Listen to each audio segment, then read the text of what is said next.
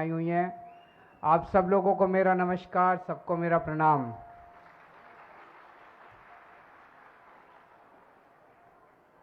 पिछले कुछ महीनों से मैं कई बार गुजरात आया और गुजरात के लोगों का खूब प्यार मिल रहा है, हम लोगों को खूब सम्मान, खूब विश्वास मिल रहा है। पहले लोग कहते थे कि बीजेपी का गढ़ है, यहां कुछ नहीं हो सकता, लेकिन जैसे जैसे हम धीरे धीरे लोगों से बात कर रहे हैं, पता चल रहा है कि अंदर लोग कितने दुखी हैं, अंदर लोग कितने डरे हुए थे। अब धीरे धीरे लोगों ने बोलना चालू किया और लोग सामने आना चालू किया है, और लग रहा है कि 27 साल के बीजेपी के गंदे शासन के बाद लोग अब बदलाव चाहते हैं। लोग उनको उखाड़ के एक नई किस्म की राजनीति करना चाहते हैं गुजरात के अंदर। आम आदमी पार्टी पिछले कुछ महीनों से एक पॉजिटिव कैंपेन चला रही है। हम कह रहे हैं कि अगर हम सत्ता में आए तो हम क्या करेंगे। हम कह रहे हैं कि हम सत्ता में आए तो हम वही अच्छी अच्छी चीजें करेंगे जो हमने दिल्ली में करके दिखाई हैं। हम झूठे वादे नहीं करते। हम कह रहे हैं कि हम वही चीजें करेंगे जो पंजाब में कर रहे हैं हम लोग। हम झूठे वादे नहीं करते। हम स्कूल बनाएंगे, हम अस्पताल बनाएंगे, हम रोजगार देंगे, हम बिजली देंगे। जनता के मुद्दों की बात कर रहे हैं। बीजेपी कांग्रेस वाले वो बात नहीं करते। बीजेपी कांग्रेस वाले आते हैं, एक दूसरे को गालियां देते हैं, चले जाते हैं, जनता को तो कुछ मिलता नहीं है। और दोनों की सेटिंग है बीजेपी और कांग्रेस की। पहली बार लोगों को एक अच्छा विकल्प मिल रहा है। पहली बार लोगों को लगने लगा है कि हमारी समस्याओं का समाधान होगा। हम जनता के बीच में गए, जनता ने कहा कि बिजली बहुत महंगी है और इतनी महंगाई में हमसे अपने बिजली के बिल नहीं दिए जाते। किसी के घर में एक छोटा सा घर है, एक कमरे का घर है, उसमें एक पंखा, एक टीवी, एक फ्रिज, एक ट्यूबलाइट, और उसका 5,000 का 10,000 का बिल आ रहा है। वो अपना बच्चे पालेगा कि अपने बिजली के बिल भरेगा। तो हमने गारंटी दी, पहली गारंटी हमने दी कि जैसे दिल्ली में हमने सबकी बिजली मुफ्त कर दी, पंजाब में हमने सबकी बिजली मुफ्त कर दी, ऐसे गुजरात में हमारी सरकार बनेगी तो 3 महीने के अंदर गुजरात के लोगों की बिजली मुफ्त करेंगे।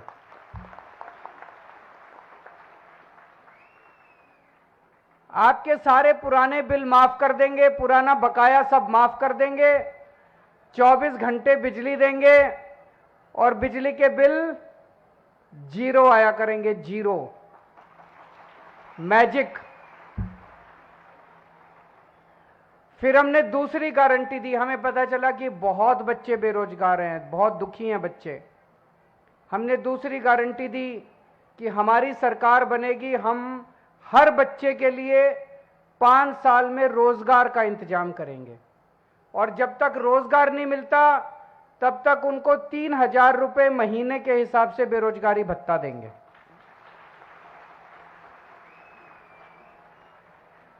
10 लाख सरकारी नौकरियों का इंतजाम करेंगे, उसकी भी पूरी प्लानिंग कर रखी है हम लोगों ने।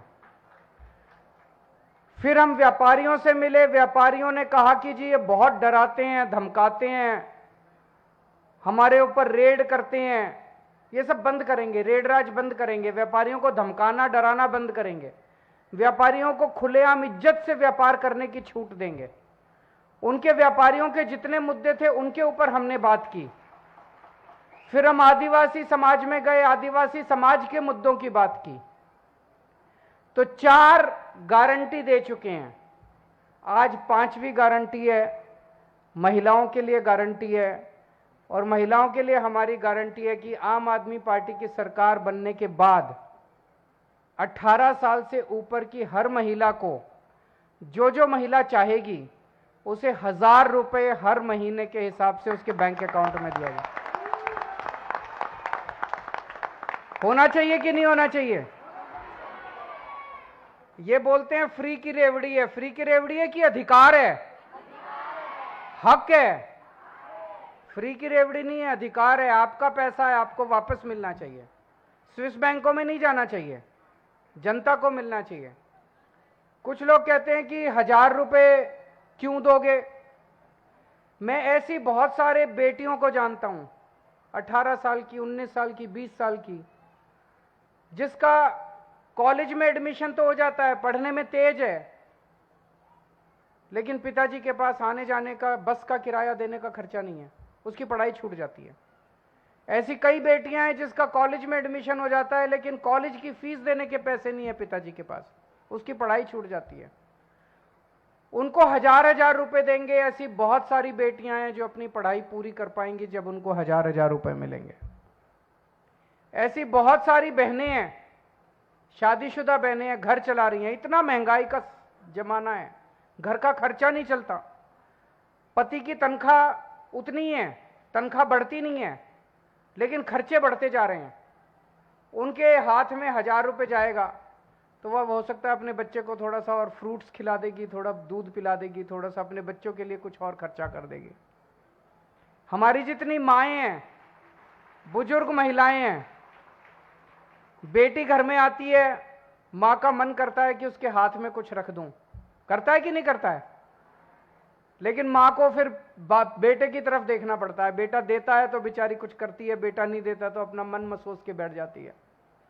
अगर माँ के हाथ में 1000 रुपए होंगे तो उसको बेटे की तरफ, पति की तरफ देखना नहीं पड़ेगा। वो अपना अंदर जाएगी, संदूक खोलेगी, पैसे निकालेगी और बेटी के हाथ में रख देगी, उसको बड़ा सुकून मिलेगा। 1000 रुपए हर बहन के हाथ में देने से मैं समझता हूं कि बहुत बड़े स्तर पे अर्थव्यवस्था में भी फर्क पड़ेगा। एक तो है कि आप बड़े बड़े अमीर लोगों के हाथ में पैसा डालो। कोई अरबपति है, उसके पास पैसा जाएगा तो वो क्या करेगा? अभी उसके पास 2 जहाज या 4 जहाज खरीद लेगा, 5 जहाज खरीद लेगा, 2 बड़े बड़े बंगले। उससे अर्थव्यवस्था नहीं अच्छी होती। जब एक आम आदमी के हाथ में, आम बहन के हाथ में पैसा जाएगा, वो बाजार जाएगी, सब्जी खरीदेगी, आटा खरीदेगी, रोजमर्रा की चीजें खरीदेगी, इससे अर्थव्यवस्था बढ़ती है, इकोनॉमी की प्रोडक्शन बढ़ती है, डिमांड बढ़ती है, फिर नई नई फैक्ट्रियां लगेंगी वो सामान बनाने के लिए। आम आदमी की जेब में जितना पैसा जाएगा उतनी अर्थव्यवस्था बढ़ेगी, अमीरों के हाथ में जितना पैसा जाएगा उतनी अर्थव्यवस्था कमजोर होगी। तो ये बहुत सोच समझ के हम लोगों ने, जो हमारा विरोध करते हैं, उनको मैं कहना चाहता हूं कि बहुत सोच समझ के हमने किया है कि करोड़ों महिलाओं को इसका फायदा होगा, करोड़ों घरों को इसका फायदा होगा।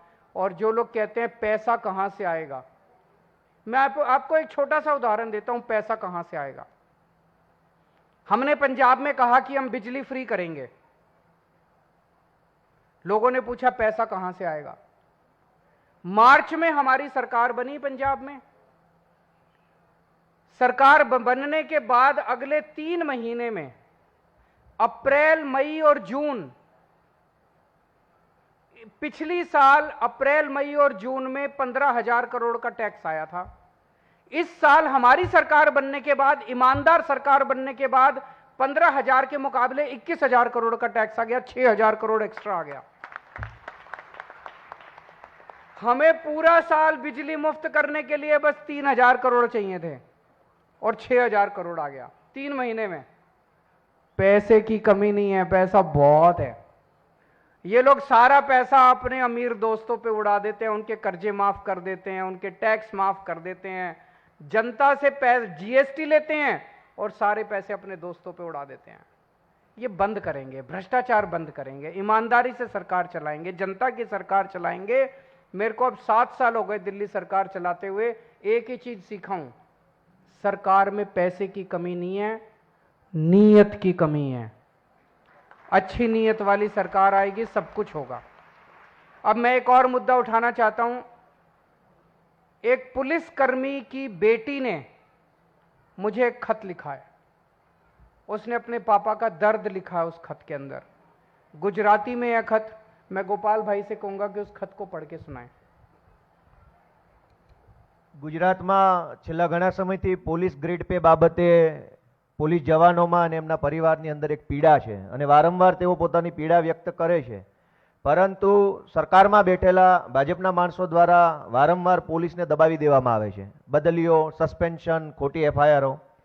પરંતુ આજે પોલીસ પરિવારમાંથી કોઈ એક દીકરીએ અરવિંદજીને એક પત્ર લખ્યો અને એ સોશિયલ મીડિયામાં પણ મૂક્યો, મને પર્સનલી મોકલ્યો. મેં અરવિંદજીને વાત કરી કે ગુજરાતમાં પોલીસ પણ ખૂબ પીડાય છે અને હું પોતે પણ પોલીસ તરીકે અગાઉ નોકરી કરી ચૂક્યો છું, એટલે વિશેષ લાગણીથી મેં અરવિંદજીને વિનંતી કરી અને આજે એ પત્રમાં લખ્યું છે, આદરણીય કેજરીવાલજી, દિલ્હી મુખ્યમંત્રી, જય હિન્દ સાહેબ. સાહેબ, આપ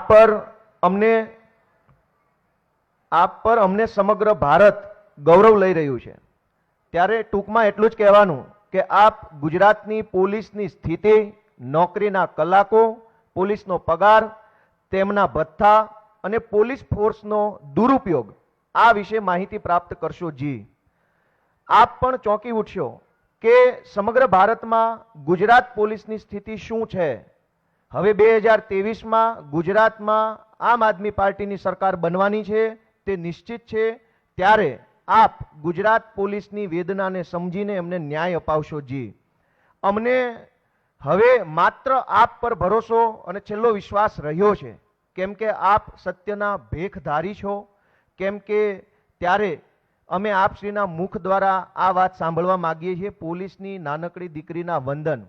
તો પોલીસ પરિવારની એક દીકરીએ પોતાના પિતા વતી વેદના માનનીય અરવિંદ કેજરીવાલજીને રજૂ કરી છે. આ બાબત દર્શાવે છે કે ગુજરાતમાં સરકારમાં બેઠેલા જે કોઈ પણ લોકો છે એમના ઉપર કોઈને ભરોસો નથી. હવે આખા દેશને અને ગુજરાતના તમામ લોકોને ભરોસો માનનીય અરવિંદ કેજરીવાલજી ઉપર છે. એટલે એમણે અરવિંદજીને વિનંતી કરી છે અને વાત સાચી છે કે 12-12, 15-15, 20-20 કલાક સુધી પોલીસ જવાનો પાસે નોકરી લેવામાં આવે છે. બદલામાં મામૂલી પગાર 20,000 ફિક્સેશન 5 વર્ષ સુધી. 5 વર્ષ પૂરા થાય તો 21,000 રૂપિયા. કંઈક બોલીએ તો સસ્પેન્ડ થઈ જાય, બદલી થઈ જાય, ઠપકો આપવામાં આવે, પીજાફો અટકાવી દેવામાં આવે. આવી રીતે ગુજરાતની પોલીસને ખૂબ હેરાન કરવામાં આવે છે. એક તરફ પોલીસ ઈમાનદારીથી પોતાનું કામ કરે છે, ગુજરાતને સુરક્ષિત રાખે છે, ગુજરાતની બહેનો, ગુજરાતના સામાન્ય માણસોના જીવનને સુરક્ષિત રાખવાનું કામ કરે છે. જીવના જોખમે ગુજરાતની પોલીસ સારું કામ કરે છે. ડ્રગ્સ માફિયાઓને પકડે છે, બુટલેગરોને પકડે છે. તમામ પ્રકારે ગુજરાત પોલીસ પોતાનું યોગદાન આપે છે. બદલામાં માગે છે શું? એક નાનકડો એવો ગ્રેડ પગાર કે ગ્રેડ પે વધી જાય, 5 પૈસા ઘરમાં વધારે આવે તો બાળકોને ભણાવી શકાય. આજે માનનીય અરવિંદ કેજરીવાલજીએ ગુજરાત પોલીસની વેદનાને સાંભળી છે. હું માનનીય અરવિંદજીને વિનંતી કરું આગળની વાત કરે. आपने इस बेटी के खत को सुना.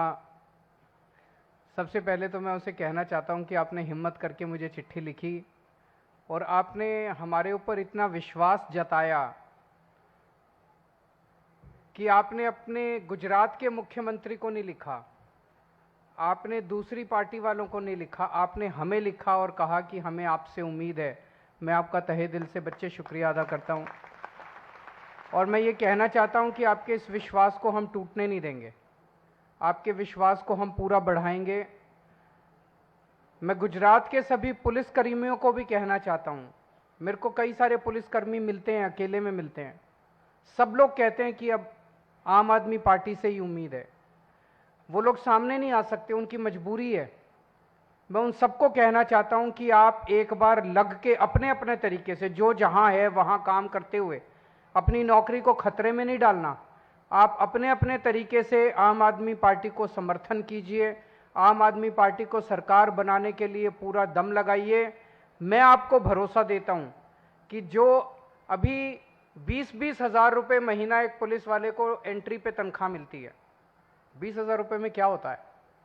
20,000 रुपये में तो कुछ भी नहीं होता. एक पुलिस वाला अपने घर का खर्चा कैसे चलाएगा? पूरे देश में सबसे कम तनख्वाह पुलिस में, सबसे कम तनख्वाह गुजरात में मिलती है और सबसे कठिन परिस्थितियों के अंदर गुजरात पुलिस काम कर रही है. हमारी सरकार बनेगी, पूरे देश में जो सबसे बेस्ट तनख्वाह मिलती है किसी भी राज्य के अंदर, वो गुजरात के अंदर लागू करेंगे. गुजरात की पुलिस को उनको पूरी तनख्वाह दिलाएंगे, उनके वर्किंग कंडीशन को सुधारेंगे और फिर हम उम्मीद कर सकते हैं कि वो गुजरात के लोगों की सुरक्षा अभी भी अच्छी कर रहे हैं, लेकिन और मुस्तैदी के साथ और अच्छे तरीके से वो गुजरात के लोगों की रक्षा करेंगे.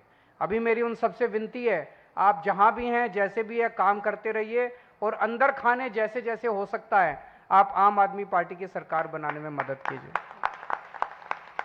अगर कोई प्रश्न है मीडिया के लोगों के तो आप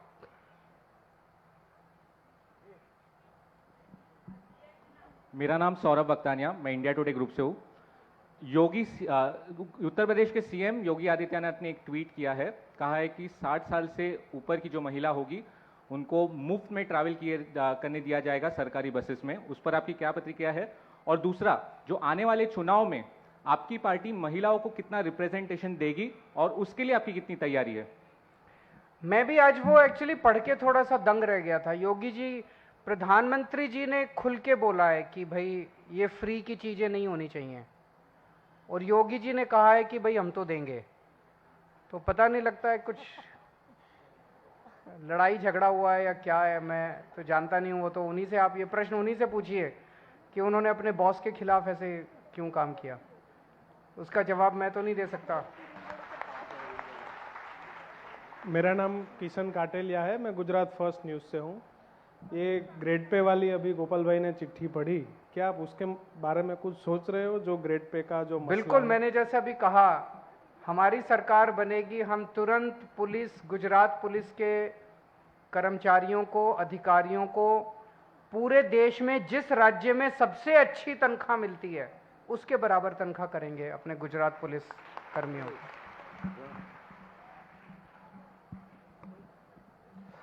केजरीवाल जी, मैं भूपेंद्र सिंह, न्यूज़ 24 से। गुजरात में करीबन 3 करोड़ के आसपास महिलाओं की संख्या है, उसमें 18 से कम वाली भी हैं, लगभग 1-1.25 करोड़ के करीब जी। और इन सबको आपने जैसे घोषणा की है, अगर वो चाहेंगी तो 1000 रुपये देने आप देंगे। कुपोषित महिलाओं की भी यहाँ पर बहुत एक बड़ी समस्या है, क्या उसके बारे में आपने कुछ विचार किया है? बहुत अच्छा आपने, हाँ। और जो माल न्यूट्रिशन के बच्चे जो कुपोषित पैदा होते हैं, उसकी भी एक बहुत गंभीर समस्या है, जिसको लेकर गुजरात हमेशा से ही इस समस्या से जूझ रहा है। सरकार की तरफ से उपाय भी किए जा रहे हैं, लेकिन आप पार्टी उसको लेकर क्या सोचती है? देखिए, आपने बहुत अच्छा प्रश्न किया कि एक तो महिलाओं का कुपोषण है, एक बच्चों का कुपोषण है। आज एक महिला के हाथ में पैसे नहीं है। एक महिला सबसे ज्यादा प्यार अपने बच्चे से करती है। मां सबसे ज्यादा प्यार अपने बच्चे से करती है, और अपने बच्चे के लिए वो कुछ भी कर सकती है। आप सोच के देखो, कल्पना करके देखो, अगर एक मां के हाथ में 1000 रुपए आ गए, वो अपने बच्चे को, सबसे पहले अपने बच्चे को अच्छा खाना खिलाएगी, कहीं से भी लाके खिलाएगी कि मुझे लगता है कुपोषण की बीमारी को दूर करने का सबसे अच्छा तरीका यही है। उसके हाथ में पैसे रख दो थोड़े बहुत, आप उसको कुछ हम तरह तरह की स्कीमें बनाते हैं, सरकारी योजनाएं बनाते हैं। सबसे अच्छी योजना कुपोषण को दूर करने की, मैं आपको बता रहा हूं, यही साबित होगी। और कोई प्रश्न? मेरा नाम मेहुल जाला है, मैं न्यूज़ इंडिया से हूँ। केजरीवाल साहब, कांग्रेस कह रही है कि आम आदमी पार्टी बी टीम है, आप कह रहे हैं कि कोई और बी टीम है। तो दरअसल आप वहाँ से तय नहीं कर लेते कि कौन किसके लिए बी टीम के तौर पर काम कर रहा है? आप उन्हीं से पूछ लीजिए। ये नहीं, टी.एस. सिंहदेव आए थे, राजस्थान के हेल्थ मिनिस्टर, उनसे हमने पूछा था कि आप एक दूसरे पर क्यों बी टीम का आरोप लगा रहे हैं। दूसरा सवाल ये है कि आज के दौर में जो बिहार है, उससे लगता है कि नीतीश अगले मुख्य प्रधानमंत्री होंगे और केजरीवाल उनका समर्थन करेंगे 2024 के लिए। बिहार में जो घटनाएं घट रही हैं, वो ये दिखाता है कि भारतीय जनता पार्टी बहुत अहंकारी होती जा रही है, और उसके अहंकार की वजह से जनता भी उससे दुखी होती जा रही है देश भर में, और दूसरी उसकी सहयोगी पार्टियां, वो भी उनका साथ छोड़ती जा रही हैं। शिवसेना ने उनका साथ छोड़ दिया, अकाली दल ने उनका साथ छोड़ दिया, जेडीयू ने उनका साथ छोड़ दिया। अहंकार तो रावण का भी नहीं चला था। अगर आप सत्ता में आते हो तो एक चीज सबसे जरूरी होती है, आपको अपनी ह्यूमिलिटी हिंदी में क्या बोलेंगे, ह्यूमिलिटी बना के रखनी पड़ती है। आपको विनम्रता, आपको विनम्र रहना पड़ता है। आपको जनता के आगे हाथ जोड़ के लोगों के सामने पूरी विनम्रता के साथ काम करना पड़ता है। अहंकार आ जाता है तो फिर आपका पतन शुरू हो जाता है।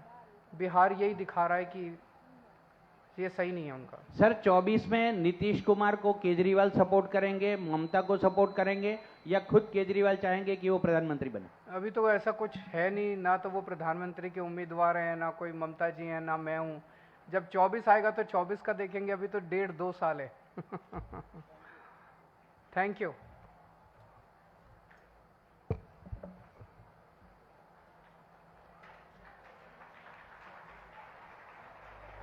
मेरा रंग दे बसंती चोला, मेरा रंग दे बसंती चोला, मेरा रंग दे बसंती चोला।